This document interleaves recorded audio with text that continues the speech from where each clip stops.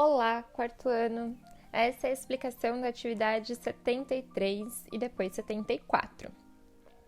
Vocês perceberam então que essa semana foi feita para quem não é fã de matemática, mas tem muita matemática no meio, né? E é uma matemática mais legal.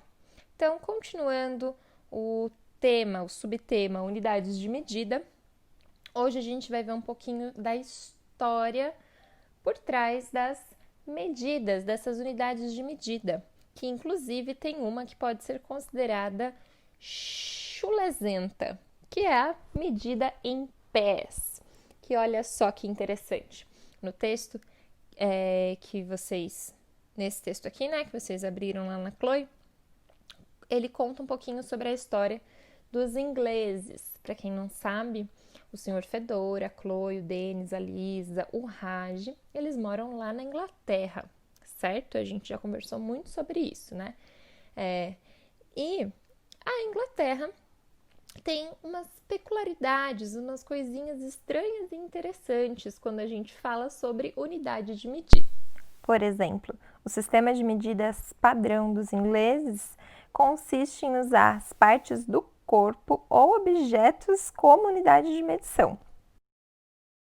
Até agora a gente já viu que aqui no Brasil, né, a gente usa a grama, o quilograma, miligrama para falar de massa, a gente usa também o litro, mililitro para falar de volume, né? E hoje a gente vai começar a falar das unidades de medida de comprimento. E voltando para aquela história dos ingleses usarem as partes do corpo ou objetos como medição, tudo isso começou bem antes, lá na Roma Antiga, quando as pessoas usavam os pés para calcular distâncias curtas e os passos para calcular distâncias longas. Pelo menos eu, quando era criança, usava muito os passos e os pés para calcular essas organizações de brincadeira de criança. Para desenhar amarelinha no chão ou calcular a distância da trave de chinelos para o futebol. Se você ainda não usou nenhuma parte do seu corpo para medir comprimento, aguarde que ao final dessa atividade você vai usar. Agora pensem comigo. Se cada pessoa tem um tamanho diferente de pé, você pode analisar aí na sua casa mesmo. O seu pé com certeza não é do mesmo tamanho do pé do seu pai ou da sua mãe, dos seus irmãos. Assim como os objetos de casa também têm tamanhos diferentes. Uma xícara pode ter um tamanho completamente diferente de outra xícara. Lá, desde a época dos romanos, quando eles usavam essas partes do corpo e objetos de casa como medida, eles perceberam que não dava muito certo, porque tinha muita variação, né? Então, eu iria calcular uma medida que teria um resultado completamente diferente da medida que o meu pai encontraria se fosse utilizar o pezinho dele. Então, desde aquela época, eles já sentiram a necessidade de criar um padrão. Ou seja, a gente precisa definir quanto mede o pé que vai ser usado por todo mundo. E aí tem até uma história aí que falam que o pé modelo foi o do Henrique I da Inglaterra, porque o pé dele tinha 30,48 centímetros. E essa é a medida que atualmente os ingleses usam para calcular o comprimento das coisas, certo, gente? Então, um pé corresponde a 30,48 centímetros.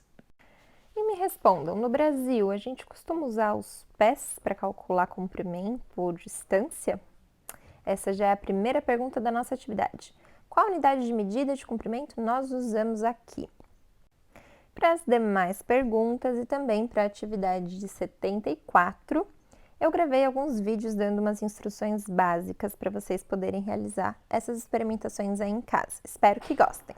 Aqui em casa eu selecionei esses instrumentos de medida. Eu tenho uma régua de 30 centímetros, uma outra régua que tem 21 centímetros e uma trena, que é muito usada para construção.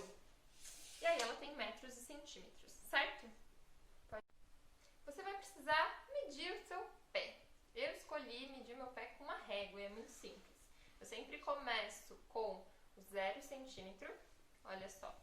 Só pegar o seu lindo pé, colocar a régua no comecinho do seu dedão e aí você descobre aonde termina o seu pé. Meu pé tem cerca de 25 centímetros. Sou pesuda, né? Pé grande. Escolham também alguma parte de casa ou algum objeto grande para calcular a distância usando os seus pés. Eu escolhi aqui essa minha porta, não é tão grande, mas é pequenininha. E olha só, é só você ver quantos pés cabem aqui. 1, 2, 3. Então a medida desta porta são 3 pés de Jéssica. Outra proposta é vocês medirem e encontrarem a altura de vocês. Para fazer isso é muito fácil se você tiver uma fita métrica ou uma trena, porque já tem certinho os metros e centímetros. Só que se você só tiver uma régua, eu vou te ensinar agora como é que a gente faz para calcular quantos metros você tem, né? Então, primeiro que você precisa se posicionar sem sapato, né, para não roubar. E com a ajuda de um lápis, marca o topo da sua cabeça num lugar aí, numa parede que o papai e a mamãe vão deixar, tá? Não é pra tomar bronca por conta dessa atividade. Depois, é só você colocar os 0 centímetros, a marcação de 0,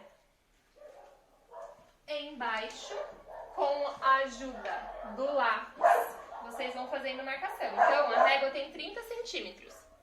Eu venho aqui e marco o 30.